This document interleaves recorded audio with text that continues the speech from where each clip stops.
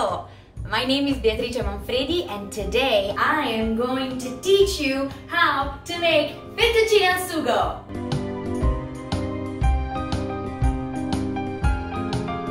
Now, every time I say that I'm Italian, everyone immediately goes with the stereotypes. I'm gonna make him an offer he can't refuse. Now, every time that I say that I'm Italian, everyone immediately goes to the stereotype, or that we're loud. Hey, shut up with the noise! Hey, shut up with the shut up! You shut up with the shut up! Shut up your face! Now am I a dog I wanna shut up? Why you know I shut up? I make you shut up! You shut up! Hey, I poke out of my head! Or that we talk with our hands. Tu sei un pazzo, va via da qui! Sono stanco di te, ti do un pugno nella testa! Ti uccido con que... Now, did you know that Italians are actually really friendly? And we are friendly even to the people that don't speak Italian. Italians are very well-groomed people. Both the man and the women. Italy is known as the world's most fashionable country. Italians love food, and Italian food reigns supreme in America, according to the National Restaurant Association. CNN ranks Italian cuisine as #1 in their article, Which Country Has the Best Food? Now, let's get back to the dish, Fettuccine Al Sugo. Today, I'm gonna teach you how to make it. So, for our dish today, Fettuccine Al Sugo, we are going to need, to make the pasta, is to use 1 egg per person. We're gonna use 2 today because we're making 2 portions.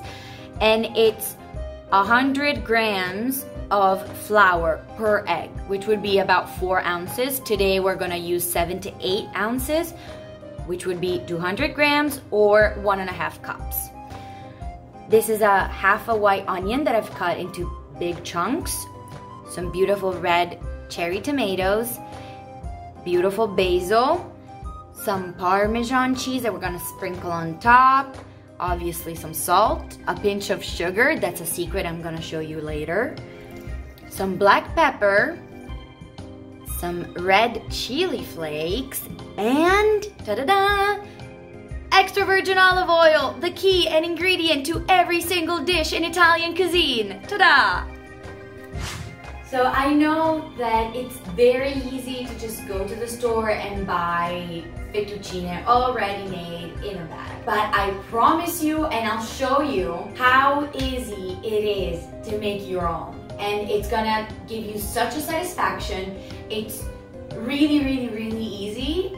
And you need 4 ingredients to make it. And it's tradition for Italian households to have freshly made pasta for lunch or for dinner when you're having the whole family over. Like my grandmas, for example, both of them always made pasta from scratch. And I think the first time I helped them out, I was probably 7 years old.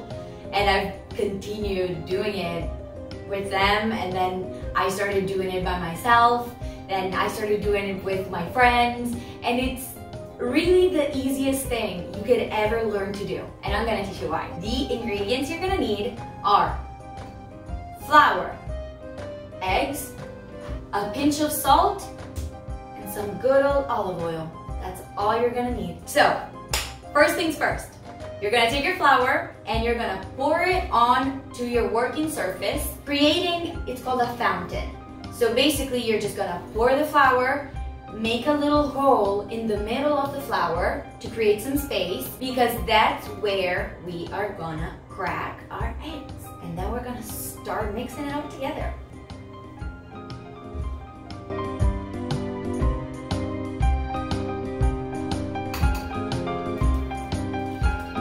So now that you've cracked your eggs, you're gonna start to pull a little bit of the flour with the eggs. So you're gonna poke your yolks,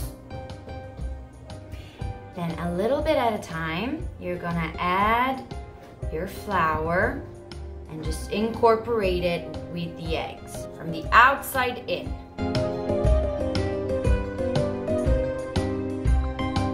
I suggest you wash your hands thoroughly before you do this. Then slowly you're gonna just incorporate all of your flour to your eggs. It's gonna be sticky, it's gonna be a little messy, but that's why it's fun. You can, if you have kids, this is the best thing to do with kids. Because it's messy, it's fun, they get to get dirty, and you get to have helpers for free. When you see your dough starting to get like this, that's when you're gonna start using the back of your hands. The palm of your hand. This is the palm of your hand. You're gonna start using the palm of your hand to push it down. So you're gonna take it, push it down, take the rest. Obviously, a good trick is to use a little bit of the flour that you have here. Just run it through your hands to get all that dough from your hands. You should do this for about 10 minutes, and you see sometimes the flour there's a little bit left that's too much, because you will see that the dough will take whatever flour it needs. Then you're gonna start kneading it. You're gonna take it with this side of your hand, you're gonna take it and push it down. Take it, push it down. And that's how you start to knead your dough. We are gonna put a pinch of salt in your dough. You can also choose to do this passage at the beginning when your eggs are in the middle of the fountain. That's when you can put your pinch of salt. And if your dough, you see that it needs a little bit more liquid or humidity, you can add a little bit of olive oil to your dough. Just a splash. Just a splash, just to keep your dough nice and elastic. There we go. And I suggest you knead it for about 10 minutes by hand, and then we're gonna let it rest for 20 minutes.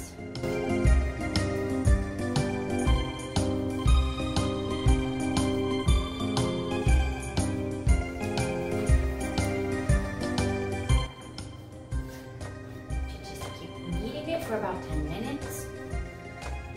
If you have a pasta machine, even better. I still would do this passage by hand, but you do with the back of your hand. This side.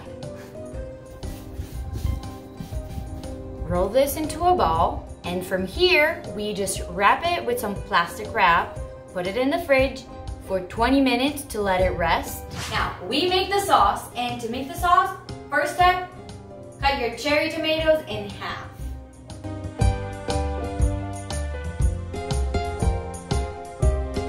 Now that the tomatoes are cut, add olive oil to your hot pan. Be very generous, very. You can sing a song if you want while you wait, while you fill your pan with oil. And now that the oil is hot, we're gonna add our onions, let them be by themselves for 20 seconds, then add your tomatoes right after.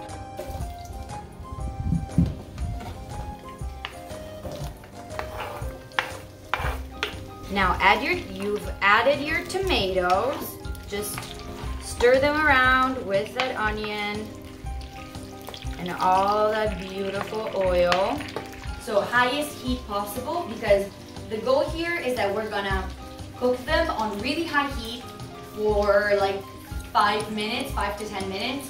When they start to get that nice color, then we're gonna turn it down, put a cover on it, and that's why we have the onions so big, because that makes them just caramelize without burning them. So now that our tomatoes have softened a little bit, we are gonna squish them with the back of our spoon. And now off we squish. Just Squish them, and don't try and squish your tomatoes before this point, or you will get just tomato water in your eyes. It's not fun. It's not fun. Let's say that. So we just squish them like this. It doesn't have to be perfect. The beauty of Italian cooking is that it doesn't have to be perfect. It's very familiar, very just homey. And after you've squished your tomatoes, you turn the flame down a little bit on medium low, and we cover them. Let them cook like this for 5 minutes. All right, so now we're gonna salt it and put a little bit of sugar. And please make sure that it's salt and not sugar. Salt in Italian is called sale. And now we're gonna use it.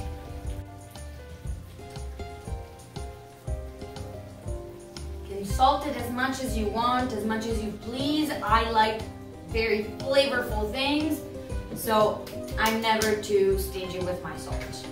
And now, ladies and gentlemen, the secret. So you know how tomatoes are very sour, they're acidic, right? We in Italy have this secret that's been passed through grandmas and granddaughters for generations to come. The secret is to use a little bit of sugar. And in Italian, sugar is called zucchero. And so we're gonna put just a tiny pinch, and obviously it depends how many tomatoes you have in your pan and everything, how acidic they are, but in general, it's the same concept as with salt, that it's always better to put less and then add some more, because you can't take it back. If you put too much sugar, you can't take it back, so be careful, okay? A little bit at a time. And this is just gonna help your tomatoes and your onions to caramelize and be a little sweet without losing that nice kind of acidy thing that tomatoes have that is just so lovely. So now we cover them back up. And because we cut the onion so big, we're gonna let it cook for another 5 minutes with the cover. We've already salted, we've already put a pinch of sugar. And now we're just gonna rip our basil with our hands, never with a knife. Another trick, never cut your basil with a knife, because it will just bring out a little bit of bitter taste that we don't need, we don't want that. So just cut it with your hands and just rip it into the sauce. And my advice is to always use basil at the very last moment, because it just brings out more flavor, and it just, I don't know, the smell of fresh basil is just divine.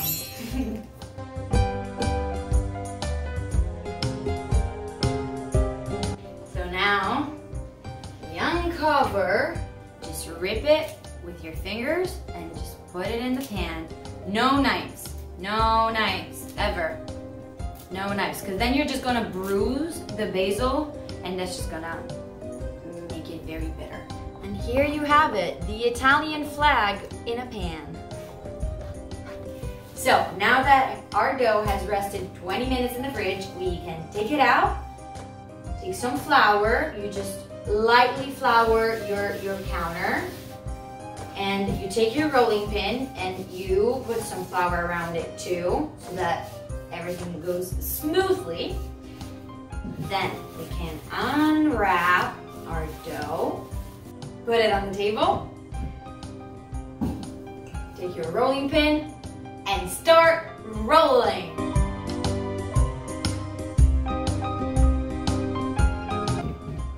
There we go. Boom. All right. Now that you've rolled your dough and it's all nice and flat, and now we cut it in half like this. Here, there. There you go. Now to actually make the fettuccine shape, we will fold it like this onto itself, and then fold it on top on the other, like this, and you get sort of a roll. And now with your knife, you just cut little strings.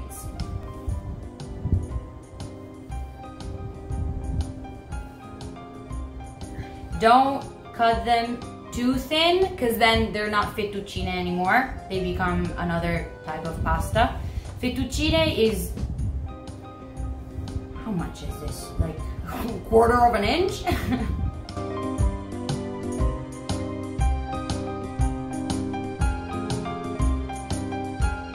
So then after you folded them and cut them, you unfold, and you should have fettuccine. And you just open them up, and here you have it. Fettuccine. Homemade. From scratch. Ta-da! Da-da-da-da-da. Now onto the second half.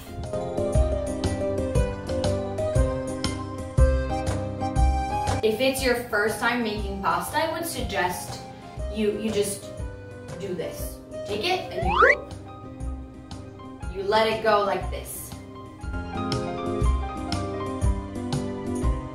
And now our fettuccine are finally ready to be cooked.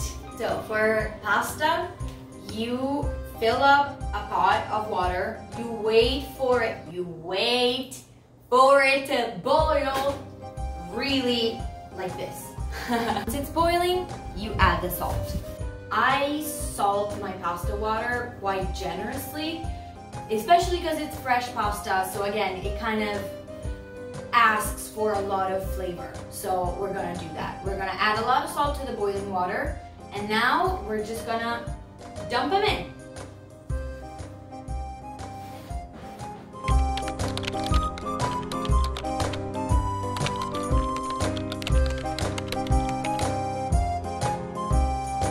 Here's another secret on fresh pasta. Once it floats up in the water, just pop the lid on and wait for it to all be super on surface, and it kind of creates, my grandma used to call it a hat, because it's like all this like bubbles that form on top of the pasta, and that's when you know it's ready. But fresh pasta takes maybe 2 minutes to cook in total. This is what I mean. So you see that all the pasta came up and it created this like bubbling surface on top of the pasta. Please, please, please, for the love of God, don't overcook your pasta. That should be a crime. To me, it should be a crime. Please don't overcook it. Al dente. What does that mean? It means that it has a bite to it. That when you bite into it and it's not just mushy, it has to have a little oomph to it. You know what I mean? This is ready. Use a colander and you drain your pasta, and then you just put it in your sauce. And you mix it.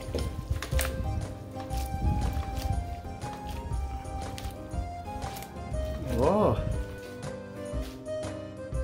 My grandma taught me that. You're done. Everything's ready. Just add some Parmesan cheese on top. Enjoy.